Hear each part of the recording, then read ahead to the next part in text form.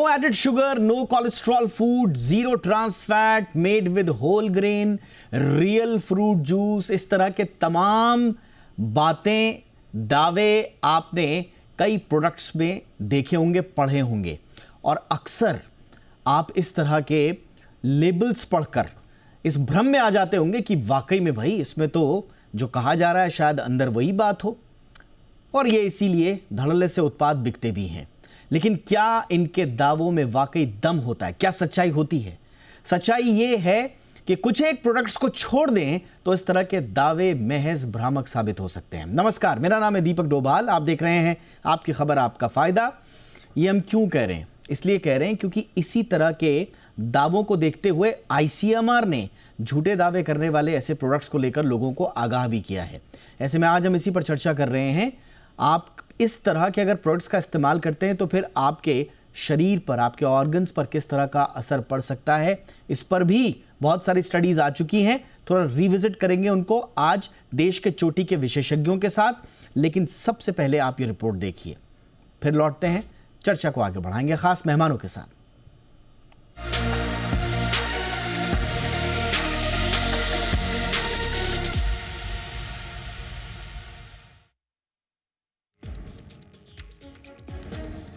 सेहत को लेकर आजकल लोगों में जागरूकता बढ़ी है। ऐसे में बाजार में इस तरह के खाद्य उत्पाद भी खूब बिक रहे हैं जो no added sugar, zero trans fat, no maida, cholesterol free और होल ग्रेन प्रोडक्ट के होने का दावा करते हैं। तो कुछ कंपनियां multigrain, real juice, antioxidants, low sodium और लाइट प्रोडक्ट के नाम पर धड़ल्ले से अपने उत्पाद बेच रही हैं। लेकिन क्या वाकई में इन कंपनियों के दावे में 100% सच्चाई होती है? क्या इनके ये प्रोडक्ट वाकई सेहत के लिहाज से फायदेमंद होते हैं? क्या कंपनियां ऐसे प्रोडक्ट्स के लेबल्स में कुछ छिपाती हैं, सच पूरा नहीं देती? इन्हीं सवालों की वजह से आईसीएमआर ने पिछले महीने ही एक दिशा निर्देश जारी कर इस तरह के प्रोडक्ट्स के भ्रामक विज्ञापनों के प्रति लोगों को सचेत किया था। आईसीएमआर ने बताया कि नो कोलेस्ट्रॉल या हार्ट फ्रेंडली जैसे टैग भी भ्रामक हो सकते हैं, क्योंकि बिना कोलेस्ट्रॉल वाले प्लांट बेस्ड तेल भी पूरी तरह से फैट फ्री नहीं होते। ऐसे में इनका इस्तेमाल सीमित मात्रा ही में करना चाहिए। वहीं आप जानकर चौंक जाएंगे जब आपको पता चलेगा कि असली फल के जूस के नाम पर बिकने वाले तमाम प्रोडक्ट्स में चीनी और दूसरे सप्लीमेंट्स के अलावा सिर्फ और सिर्फ 10% ही वास्तविक फ्रूट पल्प होता है। ऐसे में आईसीएमआर ने साफ किया कि फलों के पल्प से बने इन प्रोडक्ट्स को 100% फ्रूट पल्प जूस नहीं कहा जा सकता। आजकल no added sugar, low sugar या शुगर फ्री प्रोडक्ट्स की बाजार में भरमार है। फसाई के मुताबिक लो शुगर का क्लेम वही प्रोडक्ट कर सकते हैं जिनमें प्रति 100 ग्राम वजन में शुगर की मात्रा 5 ग्राम से कम हो। शुगर फ्री होने के लिए प्रति 100 ग्राम वजन में शुगर की मात्रा 0.5 ग्राम से ज्यादा नहीं होनी चाहिए, लेकिन ऐसा नहीं होता। दरअसल कंपनियां कंज्यूमर्स को भ्रम में रखते हुए बड़ी चतुराई से फसाई के नियमों का उल्लंघन करती हैं और शुगर के दूसरे विकल्पों का इस्तेमाल करती हैं जो सेहत को खराब कर सकती है। ये भी जान लीजिए कि न तो ब्राउन ब्रेड गेहूं से बना होता है, ना ही मल्टीग्रेन ब्रेड बगैर मैदा के होता है। बस ब्रेड की ऊपरी लेयर पर नाम मात्र के मल्टीग्रेन लिपटे मिल जाएंगे। दरअसल इस तरह के मामलों में कंपनियां प्रोडक्ट की भ्रामक लेबलिंग और प्रचार करती हैं, जिसका शिकार बनते हैं कंज्यूमर। आप जानकर हैरान हो सकते हैं कि देश में हेल्दी फूड के नाम पर बिक रहे इन प्रोडक्ट्स का न केवल बड़ा बाजार है, बल्कि ये दुनिया में तेजी से यानी कि 20% की दर से बढ़ भी रहा है। एक अनुमान के मुताबिक अगले 2 साल में ये बाजार $30 अरब तक पहुंच जाएगा। फिलहाल सेहत को लेकर सजग रहें, हेल्दी फूड के नाम पर बिक रहे प्रोडक्ट्स के भ्रामक विज्ञापनों को समझें, तभी इनका इस्तेमाल करें। ब्यूरो रिपोर्ट, जी मीडिया। खास मेहमान इस वक्त हमारे साथ जुड़ चुके हैं आज की चर्चा के लिए। स्वागत करते हैं प्रदीप चक्रवर्ती जी का। पूर्व डायरेक्टर हैं फसाई के और सीनियर एडवाइजर हैं CPHFS यानी कि centre for public health and food safety. बहुत बहुत स्वागत है प्रदीप सर आपका शो पे। हमारे साथ हैं डॉक्टर SK सरीन, डायरेक्टर हैं ILBS institute of liver and blood sciences के। बहुत बहुत स्वागत है डॉक्टर सरीन आपका। और लिवर मामलों के जाने माने जानकार हैं आप, देश की चोटी के डॉक्टर हैं डॉक्टर सरीन। बहुत बहुत स्वागत है एक बार फिर से और शुक्रिया वक्त निकालने के लिए।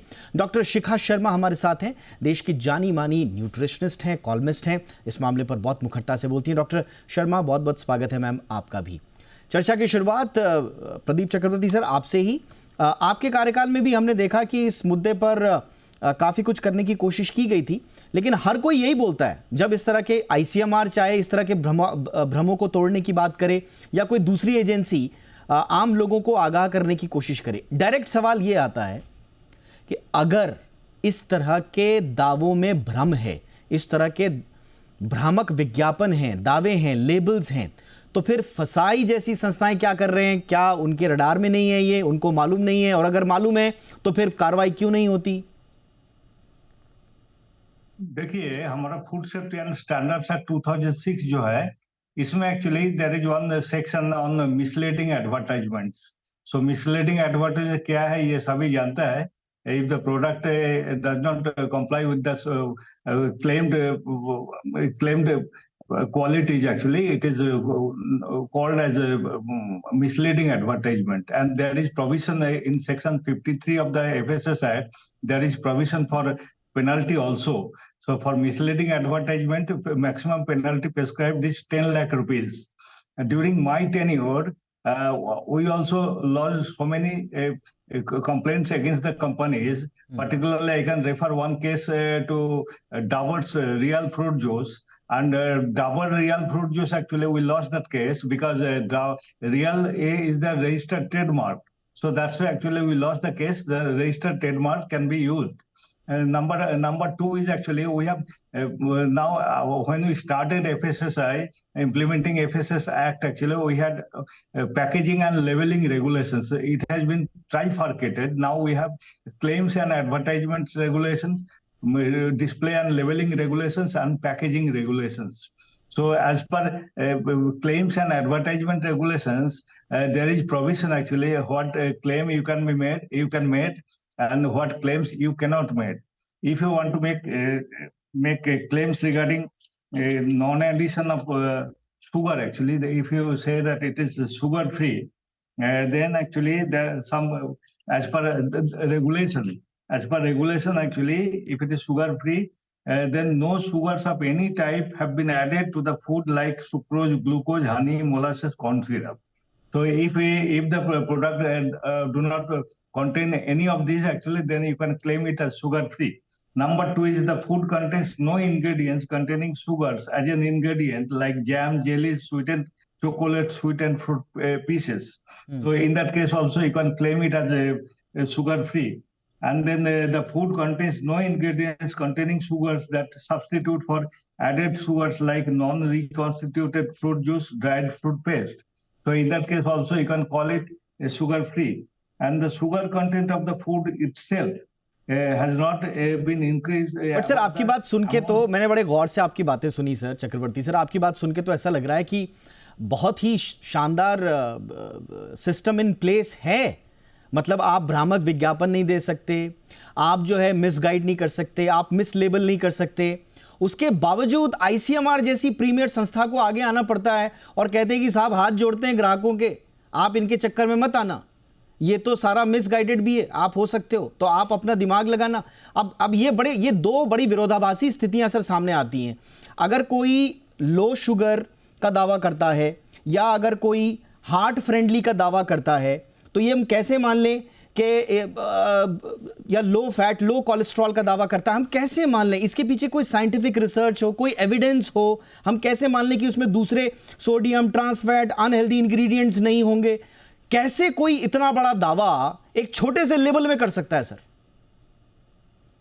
Claims and advertisement regulations, इसमें Schedule 1 है, we have permitted some claims also. It's not that we have not permitted any claims. Yes, sir. So as per this Schedule 1 actually, so some if the trans fat content is less than 0.2 gram per 100 gram, then we can call it trans fat free. Similarly, if the product contains not more than 0.5 gram sugar per 100 gram solids or 100 ml liquid, it can be claimed sugar free.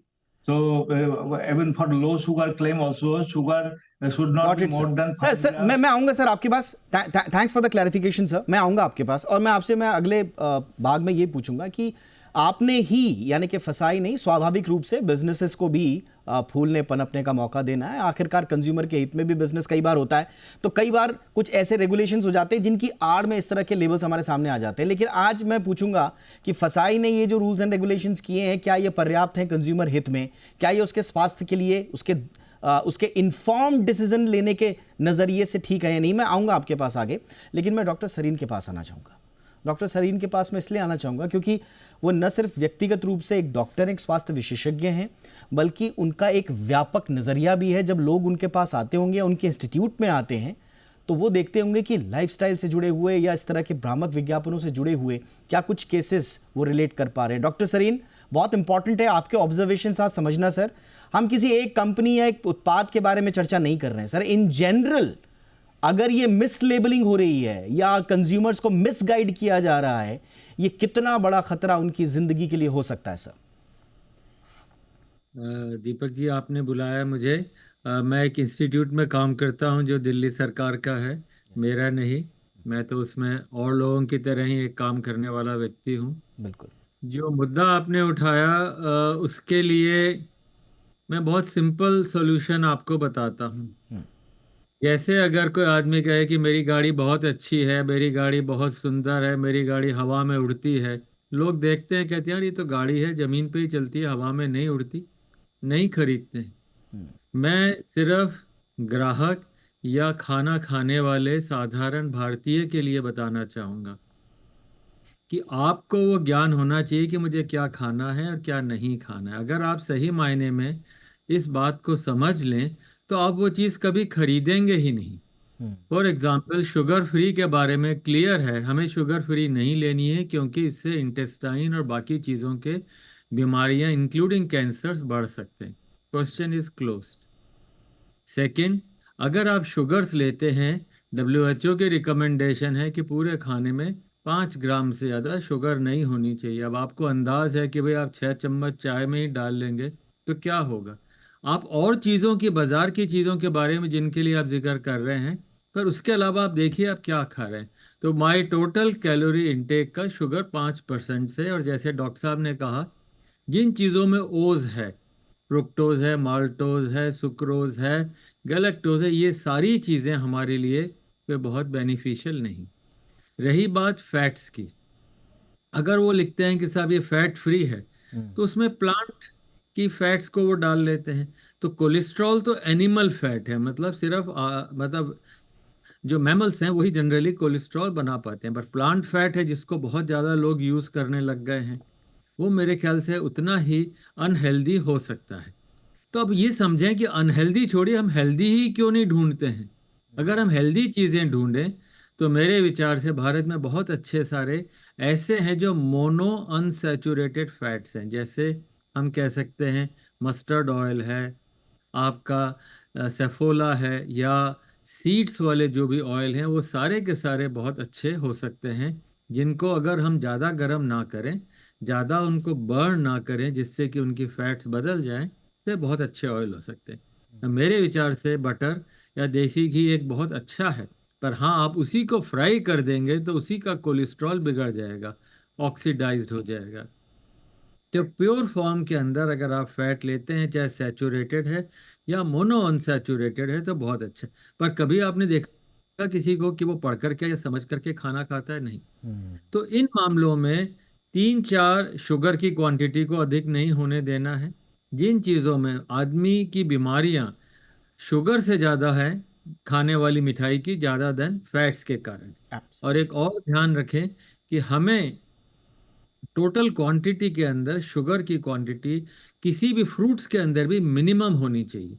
जैसे corn syrup में करीब करीब fructose 54%, 54%, 45 से 54 है। पर अगर आप अमरूद खा लें, बहुत बेहतरीन है। सेब ले लें, 5 से 7% उसके अंदर फ्रुक्टोज है। तो हर फ्रूट अच्छा नहीं है, हर उसी तरीके से सिरप अच्छी नहीं है। जिसके अंदर फ्रुक्टोज कम हो वो खाना है। फ्रुक्टोज अधिक लेने से हमारी बॉडी में इन्फ्लेमेशन है और डायबिटीज़ और ये सारी चीज़ें बढ़ती हैं। यूरिक एसिड के लेवल्स उसी से बढ़ते। तो कोई आदमी कहता था मेरा यूरिक एसिड हाई है, मैं ये दवाई खा लूँ। अरे भाई, अपना खाना तो देख पहले कि क्या खा रहा है, क्योंकि लिवर में ही वो सारे कन्वर्ट होते हैं। और अगर हम जैसे फास्ट रखते हैं, मोटा आदमी फास्ट रखे और पतला, मोटे आदमी के फास्ट रखने जो उसका एडिपोज टिश्यू है उससे जो फैट निकल के आती है वो भी फैट अच्छी नहीं होती। तो पहली बात, मोटे ना हैं। फास्ट करने के लिए जो इंटरमिटेंट लॉन्ग फास्टिंग है उसको मैं बहुत ज़्यादा रिकमेंड नहीं करूँगा। हाँ, अब लेबलिंग की बात जो आज आप कह रहे हैं वो ज़रूरी है, लेबल साफ हो, बड़े बड़े शब्दों में लिखा जाए, जो लिखा है वही अंदर हो, इसके लिए सरकार नियम बना रही। पर मैं चाहूंगा कि ग्राहक, खाने वाला घर का अपना खाना खाए। जमाना बदल गया है, घर पे एब्सोल्युटली, खाना नहीं खाते हैं, क्यों नहीं खाते? खाएं, साफ सुथरा खाना लें और मैदा या वाइट फ्लावर को अवॉइड करें। Absolutely sir. अब आपकी बात सुनकर एक बात समझ में आती है कि लेबलिंग और फूड रेगुलेशंस ये एक तरफ है, लेकिन खाने के बारे में, न्यूट्रिशन के बारे में एक आम आदमी के अवेयरनेस कितनी है, ये उस बात पर भी डिपेंड करेगा। डॉक्टर शिखा, आप इस बात से कितना सहमत हैं कि न्यूट्रिशन के प्रति जागृति होना बहुत आवश्यक है? लेबलिंग में अगर आपने बहुत मोटा मोटा लगा भी दिया, हमने टोबैको प्रोडक्ट्स के मामले में देखा, आपने बड़ा बड़ा लेबल लगा दिया, लेकिन लोग उसको कई मरतबा उसको इग्नोर भी करते हैं। इसका मतलब ये है कि कंज्यूमर जब तक सेल्फ अवेयर नहीं होगा खाने के प्रति, खाने के इंग्रेडिएंट्स के प्रति और उसके इम्पैक्ट के प्रति, शायद वो उस नतीजे पे हम पहुंच नहीं पाएंगे जो एक्चुअली हम कंज्यूमर अवेयरनेस के लिए चाहते हैं। डॉक्टर शिखा।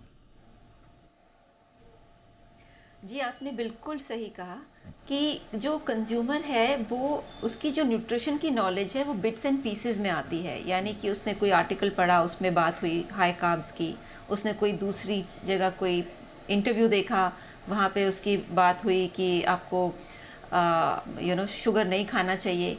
तो उसको एक्चुअली एक प्रॉपर नॉलेज कभी भी नहीं मिलती है न्यूट्रिशन की, तो वो कभी तो चीनी बंद करता है और उसके जो ऑल्टरनेटिव्स हैं, जो केमिकल्स हैं जो ज़्यादा हानिकारक हैं, एस्पार्टेम है, सुक्रालोज है, उन पे चला जाता है, जो कुछ लिवर को भी डैमेज करते हैं, इंटेस्टाइन को भी डैमेज करते हैं। यानी कि उसकी आधी अधूरी नॉलेज से जो वो एक्शन लेते हैं हमारे पेशेंट्स, उससे वो अपने को डैमेज ज़्यादा कर रहे हैं। मैं आपको कुछ 3-4 बहुत सीधी सीधी बातें बताती हूँ। डायबिटिक पेशेंट को कहा जाता है कि आप चीनी मत लीजिए और आप मीठे फ्रूट्स वगैरह है, मैंगो है, केला मत खाइए। वो डायबिटिक क्या करता है कि जो शुगर के ऑल्टरनेटिव्स मार्केट में आ रहे हैं, एस्पार्टेम, सुक्रालोज, जितने भी शुगर ऑल्टरनेटिव्स जो केमिकल से बने हैं, वो अपनी खीर में डालता है, वो अपने बेवरेजेस में डालता है, रोज़ उस चीज़ की चाय पीता है विदाउट रियलाइजिंग कि यही चीज़ें अब उसके लिवर को डैमेज करेंगी और उसकी डायबिटीज़ को अनकंट्रोल डायबिटीज़ में कन्वर्ट करेगी। वही डायबिटिक आगे जाके क्या करता है कि उसको लगता है कि भाई जो मुझे मीठी बिस्किट नहीं खाने, क्योंकि हमें कहा गया है कि हमें मीठा बिस्किट नहीं खाना, अब वो नमकीन बिस्किट खाएगा और नमकीन बिस्किट में artificial colour, artificial preservative, emulsifier, artificial flavour, यानी जो बिस्किट का फ्लेवर जो आपको अच्छा खुशबू आ रही है उसमें बटर की या किसी और चीज़ की, वो केमिकल है, वो उसमें कोई उस तरह का इंग्रेडिएंट नहीं है जो नेचुरल है, मतलब जो उसके जो अरोमा कोई नेचुरल नहीं है। तो यानी कि एक तरफ उसको लग रहा है कि वो बहुत अच्छा कर रहा है कि वो नमकीन बिस्किट खा रहा है, दूसरी तरफ इतने केमिकल्स उसके शरीर में जा रहे हैं कि उसकी डायबिटीज़ वर्स हो रही है। तो ये जो आधी अधूरी नॉलेज है, ये एक बहुत बड़ा रीज़न है कि हमारी जो पॉपुलेशन है वो सही जो चुनाव है, सही फूड चॉइसेस है, वो नहीं कर पा रही। डॉक्टर शिखा, आपने बहुत इंपॉर्टेंट बात बोल दी मैम। अवेयरनेस तो है, बट अवेयरनेस में इनकंसिस्टेंसी भी है और शायद वो कहीं ना कहीं मिसलेड भी हो रहे हैं। ये बहुत इंपॉर्टेंट टॉपिक है, ये हमको समझना होगा, क्योंकि इसके इर्द गिर्द आपकी पॉलिसियों का बुनना बहुत ज़रूरी है। एक छोटे से ब्रेक के लिए मैं रुक रहा हूँ, इस चर्चा को मैं आगे बढ़ाऊंगा और फटाफट से लौट रहा हूँ। छोटा सा एक ब्रेक है, मेरे तीनों मेहमान मेरे साथ बने हुए हैं।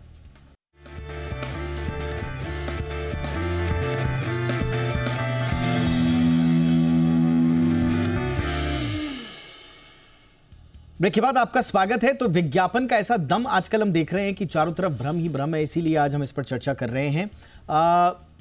प्रदीप चक्रवर्ती सर, आपके पास आना चाहूँगा। अब जो डॉक्टर शिखा ने बहुत इंपॉर्टेंट सवाल उठाया कि देखिए, एक तरफ तो देखिए भारत सरकार को अगर ये पता चलेगा कि साहब हम डायबिटिक कैपिटल बन रहे हैं, अलग अलग रिपोर्ट सजेस्ट कर रही हैं, तो वो अवेयरनेस प्रोग्राम्स चलाएंगे शुगर के बारे में, हेल्दी खाने के बारे में, कार्ब्स के बारे में, सॉल्ट के बारे में, लोग अवेयर भी होंगे।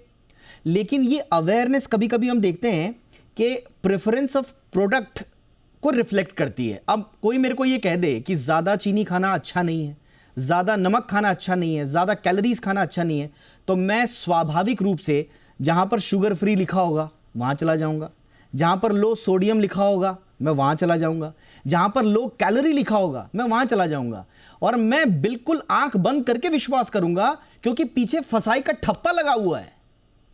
तो सर अब मेरे को बताइए कि कंज्यूमर साइकी के हिसाब से पॉलिसीज में फसाई जैसी संस्थाएं क्या सही दिशा में काम कर रही हैं या कुछ कम काम हो रहा है?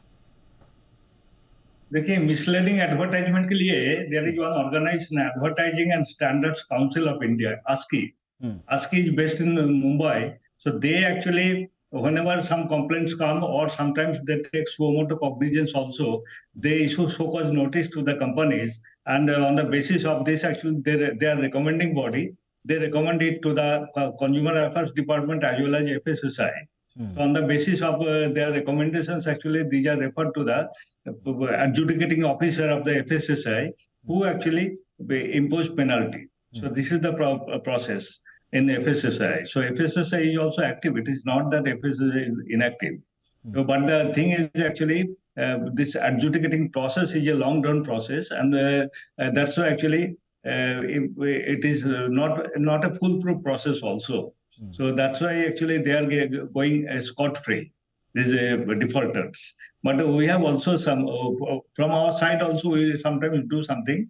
And as many as 30 cases of misleading advertisement were reported to the ASCI. And they also recommended some punishment to this. I have done couple of shows with ASCI also. They are doing good job, commendable job. But problem वही आती है sir, वो कहते हैं कि जी हम तो self regulatory body हैं, हम तो बस फ्लैग ऑफ करके सरकार को भेज देते हैं, अब लाइसेंस रद्द करना तो हमारे हाथ में है नहीं, कोई उन पे पीनल इस तरह के कंडीशंस लगाना, क्या उन पे कार्रवाई करना, वो तो हमारे हाथ में है नहीं. तो घुमा फिरा के बाद सर ऐसा लगता है कि हाँ ठीक है, टूथलेस टाइगर बार बार जिसे कहा जाता है, वही वाली स्थिति आ जाती है. बट नेवरदलेस मैं अब आगे बढ़ के डॉक्टर सरीन के पास आऊँगा. सरीन सर ने बहुत इंपॉर्टेंट बात उठाई कि सेल्फ अवेयरनेस होना कितना इंपॉर्टेंट है. बट सर आप और हम बात करते हैं इस बारे में, आपके वीडियोस भी लोग देखते हैं, आपके इंटरव्यूज़ भी देखते हैं, एक सीमित तबके तक उसकी अवेयरनेस जाती है. हम इस तरह के शोज़ के ज़रिए कोशिश करते हैं कि ज़्यादा से ज़्यादा लोगों तक ये जानकारियाँ पहुँचें. बट जहाँ तक मास मीडिया की पहुँच नहीं है इन जनरल, वहाँ तक क्या पॉलिसी इंटरवेंशंस हो, कैसे हो, ये अवेयरनेस कैसे जाए सर?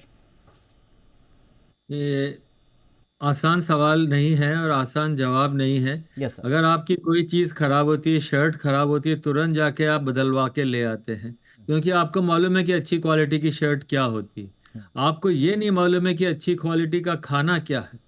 आपको अगर ध्यान हो, डाइट वर्ड जो है, ओरिजिनल वर्ड ही जो है उसका मीनिंग है it is a way of living. अगर हमारा वे ऑफ लिविंग ही पूरा ऐसा है जिसमें हम खुद अपने आप पे ध्यान नहीं दे रहे हैं, तो कोई आपको और मदद नहीं कर सकता. आप खुद को ध्यान रखना पड़ेगा, अपनी नॉलेज बढ़ानी पड़ेगी कि मुझे क्या खाना है. कोई आप खराब पेट्रोल अपनी गाड़ी में नहीं डलाएंगे या खराब मिठाई लाके घर में सबको नहीं देंगे, तो खराब खाना क्यों खाएंगे. और एक नया और बहुत इम्पॉर्टेंट पूरी दुनिया में मूवमेंट है जिसे हम कहते हैं डाइट इन्फ्लेमेटरी इंडेक्स. ओके. अगर आपकी हवा खराब है तो दिल्ली छोड़ के बाहर चले जाते हैं कि साहब यहाँ का अभी पॉल्यूशन बहुत ज़्यादा है. पर अगर आप रोज अपने पेट को, अपने सिस्टम को पॉल्यूट कर रहे हैं ऐसे खाने से, और आपको पता ही नहीं आप कैसे हैं, आपको पता होना चाहिए कि वो फूड एलर्जी वर्ड इतना इम्पॉर्टेंट नहीं है. Food pollution, diet pollution is most important. और ये पॉल्यूशन आप ऐसा खाना लेके अपने पेट में, सिस्टम में डाल रहे हैं. तो मेरी इम्पॉर्टेंट सजेशन ये है, people should be aware, they should know, they should read क्या खाना है. और अच्छा at least 40 to 50% of total food should be uncooked. ये न्यूट्रलाइज कर देगा बहुत सारे टॉक्सिन्स को. जितना ज़्यादा कलर्ड वेजिटेबल्स, लो शुगर वाले फ्रूट्स होंगे जिनमें छिलका साफ किया हुआ होगा, बहुत बेनिफिशियल. और हाँ, अगर आपको कभी ऐसा लगे कि ये प्रोडक्ट अच्छा नहीं है, आवाज़ उठाइए, उस जो बनाने वाले को समझाइए कि भाई तो क्यों खराब खाना खिला करके सारे भारतीयों को बिगाड़ रहा है, क्यों नहीं अच्छा खाना बनाता, क्यों हमें भ्रम में डाल रहा है. There has to be a accountability of that person, that industry, that institution to all of us. But we have to raise voice कि we will not accept it, we will not it, we will discard it. Absolutely. दूसरा, और अगर हमारा भोजन में चाहे गेहूं हो चाहे मिलेट्स हो, मिलेट्स को भी वो लोग किसी तरीके से उसको कहते हैं ये मिलेट्स हैं, इसे खा लीजिए, बाजरा है, पर उसके अंदर वो बात ही नहीं. तो क्वालिटी स्टैंडर्ड्स गवर्नमेंट स्ट्रिक्टली बनाए और फॉलो करे.